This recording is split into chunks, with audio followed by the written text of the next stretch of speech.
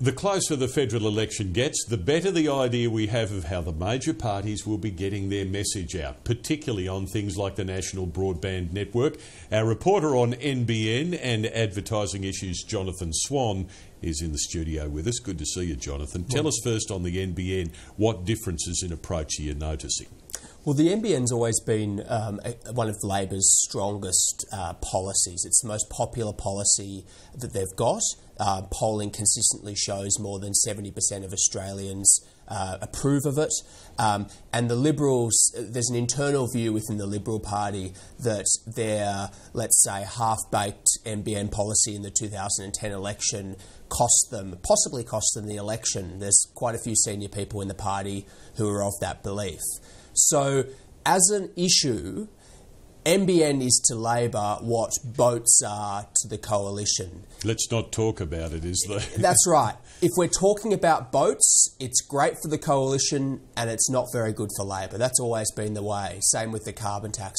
Generally speaking, if we're talking about the NBN, it's good for Labor and not very good for the Coalition. What I've been doing over the past few days is actually looking at how both of the parties are using the NBN as an electoral issue, as a campaign communication. And what I found was when I got a bunch of advertising around the country, I found two things. One is that, unsurprisingly, Labor is doing a lot of advertising on the NBN and the Coalition is doing very little. That's not a great surprise. Fits their modus operandi. Fits the modus operandi. But I have to say, I found some curious advertisements that Labor MPs have been running around the country. Warren Snowden, member for Lingiari in the Northern Territory, sent this to his electorate. This 5,000 figure is an estimate, an upper range estimate. So let's say you've got an incredibly long driveway and you live in the outback. It might cost you $5,000 if you want fibre to the home. But to suggest that you need to pay $5,000 or you're somehow left disconnected is misleading, I would say, to the point of dishonesty. And I'm not the only one who says it. I've spoken to a few experts, independent experts. One of them called this sophistry of the highest order. Said with a slight note of respect. That's right.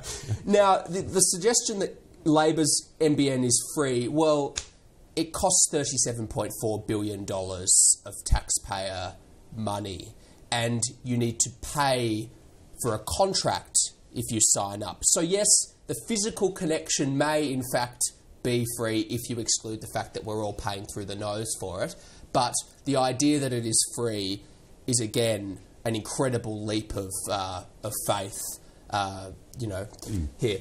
Other claims are more reasonable. Yes, we're going to have a bunch of these hideous-looking fridges outside our houses under the Coalition's plan. I wrote a story on that. Some of the assertions are wrong.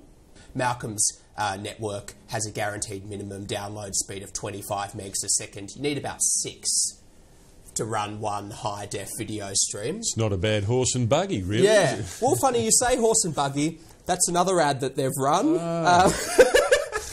Which, I'll let that one go. It's a bit of creative license, and yes, the Coalition's policy is a bit inferior. The other thing that Labor are doing is what I would call a misleading comparison. You're taking the best of Labor and the minimum of the Coalition's.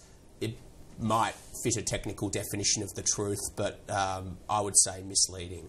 And it will be a fascinating topic in the election ahead. I know you're watching both the NBN and as well watching the broader question of advertising, so this is a bit of a bullseye for you. We'll look forward to speaking with you on both topics as the campaign goes on. Thanks, Tim.